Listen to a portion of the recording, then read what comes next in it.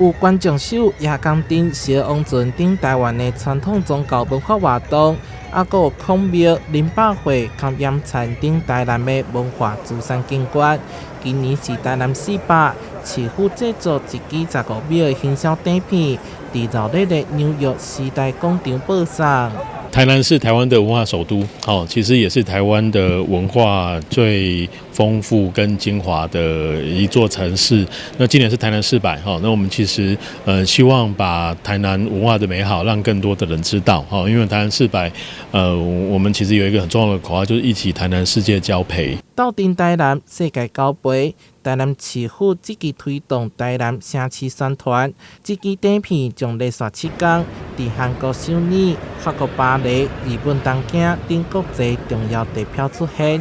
因为这个所在游客较多，会当达到行销上好的效果。目的就是让更多的人认识台南，然后也了解台南，从而邀请大家到台湾、到台南来旅游。文化局希望借着影片，让国际感受到台南融合深具传统的魅力，进一步对着台南留下美好而深刻的印象。嘛欢迎世界来到台南。台南新闻综合报道。